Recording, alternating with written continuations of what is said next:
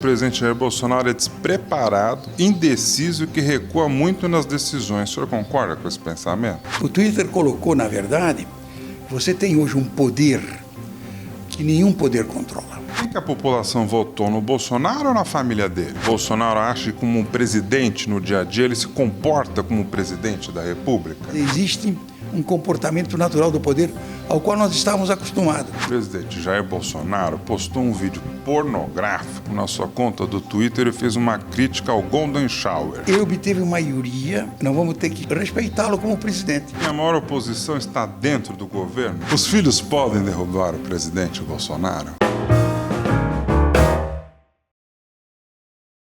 Meu entrevistado de hoje é um economista poderoso, influente, inteligente e muito experiente. Meu convidado também é professor, palestrante e analista de risco.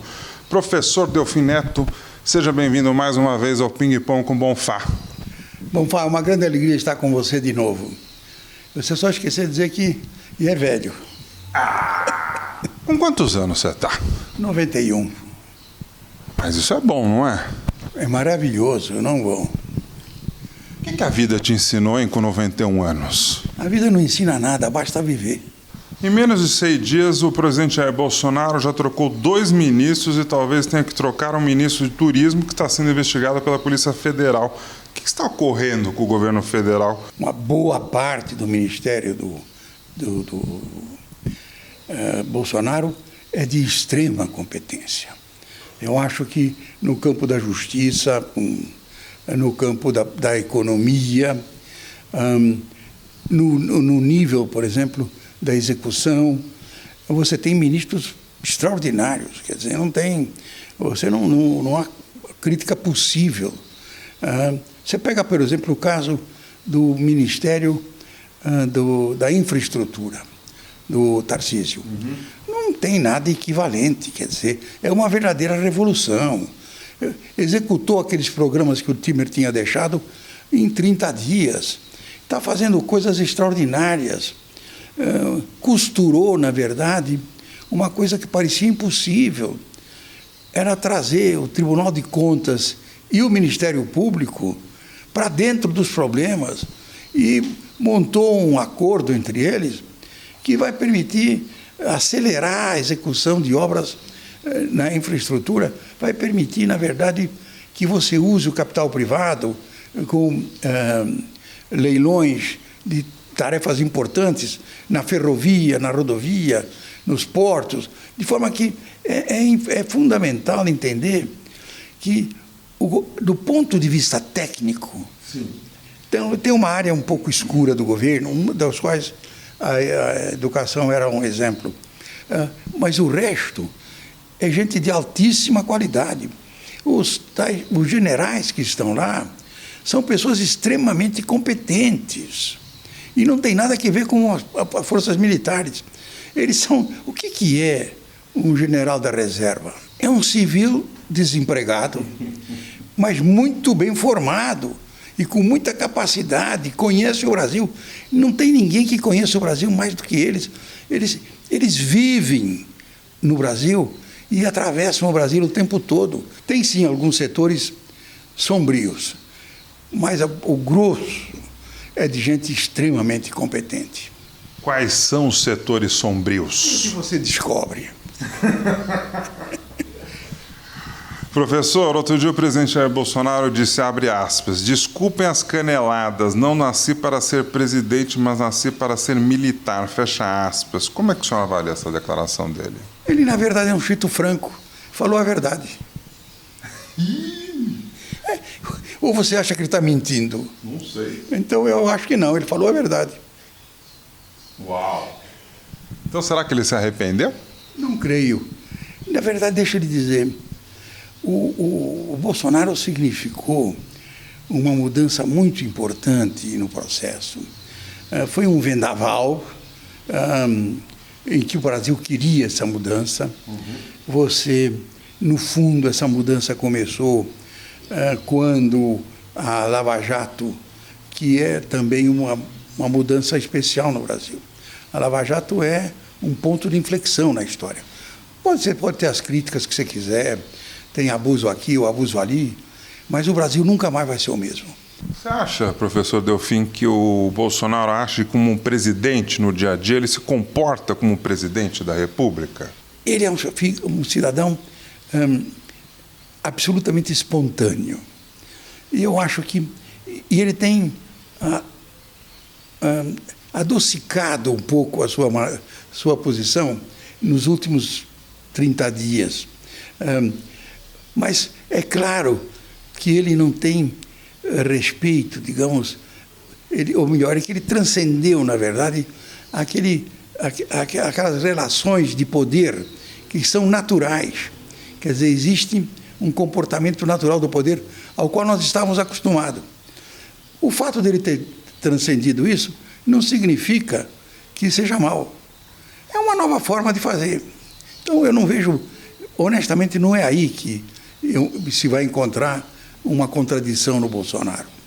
Professor Delfim, muita gente acha que o presidente Jair Bolsonaro é despreparado, indeciso e que recua muito nas decisões. O senhor concorda com esse pensamento? Não, eu acho que isso é uma tolice. Se ele fosse despreparado, não estava onde está. Pergunta para quem disse que ele é despreparado, onde é que ele está? Após 3 meses, Jair Bolsonaro tem a pior avaliação entre os presidentes de primeiro mandato. Segundo pesquisa do Datafolha, 32% aprovam e 30% desaprovam o atual governo.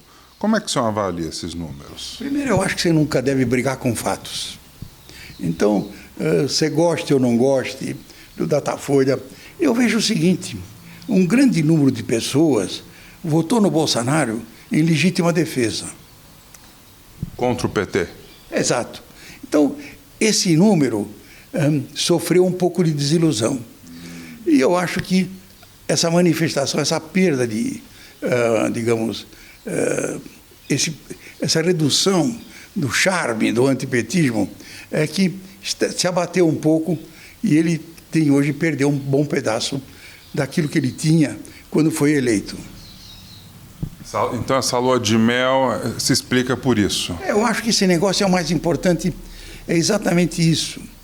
É que também as pessoas não sabiam bem o que queriam, elas sabiam que não queriam. Professor, no dia 5 de março, durante o carnaval, o presidente Jair Bolsonaro postou um vídeo pornográfico na sua conta do Twitter e fez uma crítica ao Golden Shower. Como isso interferiu na imagem do chefe da nação? Qual foi o impacto disso na economia, nas reformas? Na economia e na reforma não creio que tenha tido nenhum efeito, mas foi um negócio de um mau gosto extraordinário, quer dizer, foi um Twitter coprológico. De forma que, e de muito mau gosto, não tem. Infeliz? Eu acho que sim. Você pode, eu não sei se infeliz, não, porque foi feito conscientemente e com o deliberado desejo de criar o espanto que causou. De forma que, quando as coisas são muito erradas, desconfie que é capaz que elas sejam certas.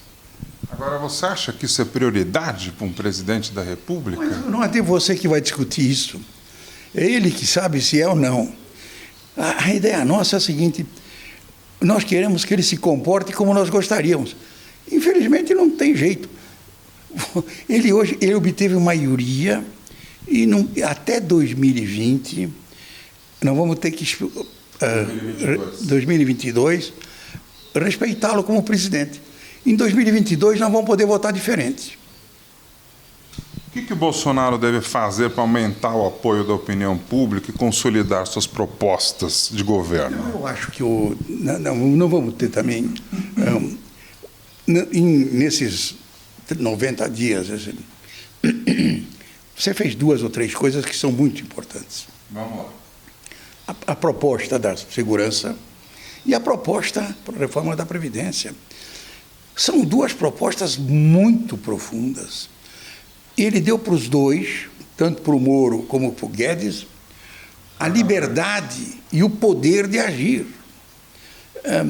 que eles estão aprendendo como usam. Deu carta branca. Deu carta branca, mas eu acho o seguinte: nós também não estamos verificando, não estamos percebendo que há muitas mudanças, como essa que eu me referi, do Ministério da Infraestrutura, como existem mudanças nas medidas microeconômicas que estão sendo preparadas no Ministério da Fazenda.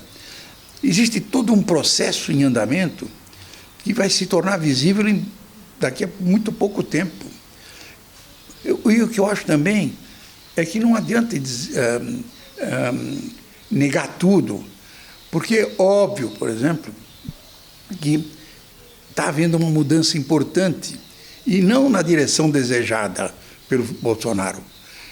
Mas eu acho que o comportamento do Bolsonaro produziu um efeito, digamos, não intencional, que vai ter consequências da maior importância para o futuro de uma república democrática como que nós queremos construir.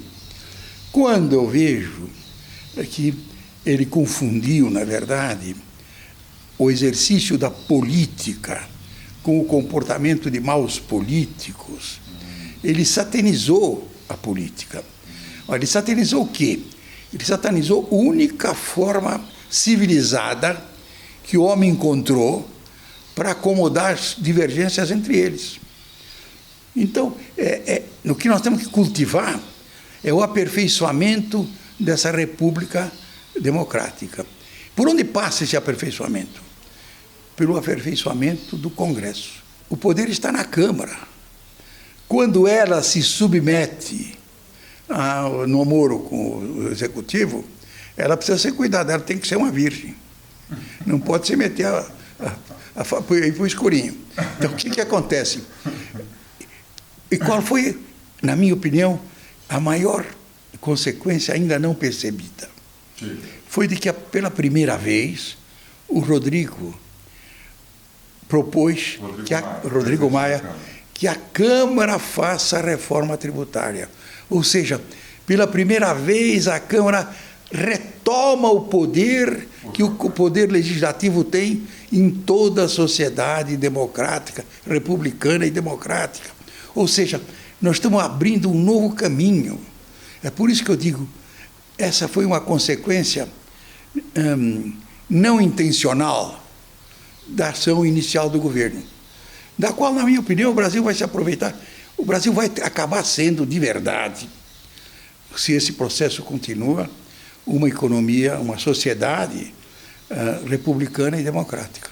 Outro dia, numa entrevista ao jornalista Augusto Nunes, meu colega da Rádio Jovem Pan, o presidente Jair Bolsonaro disse, abre aspas, o meu filho Carlos Bolsonaro me botou aqui na presidência e deveria ser ministro, mas ele não quer, fecha aspas. O presidente Jair Bolsonaro ainda completou, abre aspas, o Twitter, Facebook, Instagram não me tomam mais de 30 minutos por dia. Quem realmente me ajuda nessa coordenação é o Carlos Bolsonaro, por isso muita gente quer afastá-lo de mim. O Pitbull está atrapalhando. Atrapalhando o quê? No meu entender, ele não atrapalhou em nada, fecha aspas. Você entender, o Carlos Bolsonaro está atrapalhando o pai e o Brasil? Bom, mas vem cá, se o pai diz que não, você acha que eu vou dizer que sim? Não sei. De novo, na minha opinião é o seguinte, mas uma das características do Bolsonaro é falar a verdade. De vez em quando está errado, mas está falando o que pensa. Misturar família com governo funciona? Normalmente não. Normalmente não. Agora, não adianta também, de novo, nós queremos... É uma situação absolutamente anormal, porque os 3 filhos são eleitos. Não fazem parte do governo, fazem parte do poder legislativo.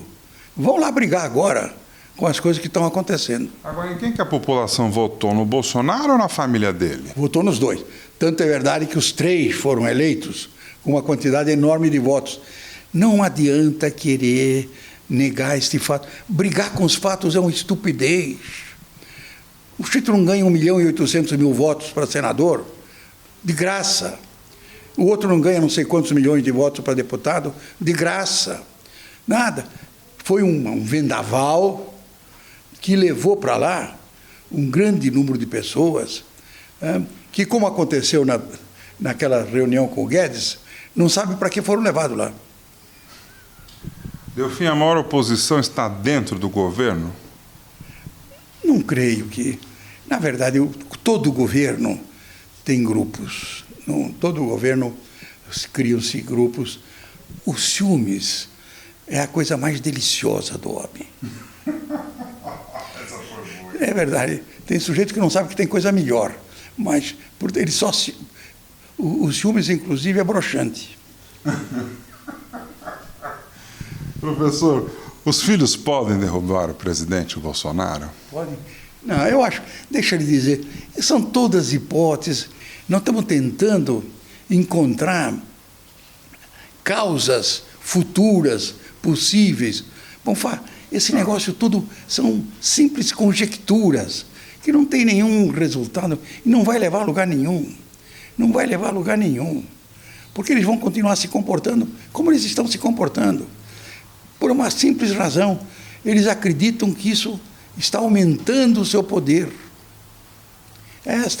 Então, é um mecanismo. Eu acho, por exemplo, que o Twitter é uma coisa perigosíssima, porque o Twitter colocou, na verdade, você tem hoje um poder que nenhum poder controla. O governo pensa que está controlando o Twitter enquanto ele está do lado dele. Só que a massa, o velho Platão já sabia, a massa é volúvel.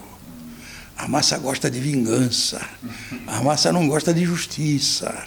De forma que quem se mete a Robespierre deve saber que depois vem Napoleão. Você está gostando da minha entrevista com o professor e economista Delfim Neto? Não acabou!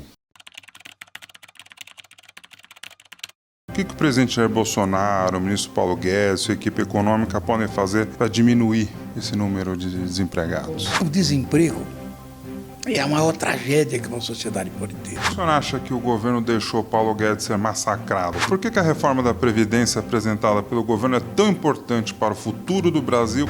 Foi isso que reduziu o Brasil a esse estado de subdesenvolvimento que ele se encontra hoje. Se a reforma não for aprovada pelo Congresso, o que pode ocorrer? Porque com 60 anos, eu não sei se vou chegar aos 61. Vai faltar dinheiro para pagar? Por que os militares não ajudam mais na reforma da Previdência?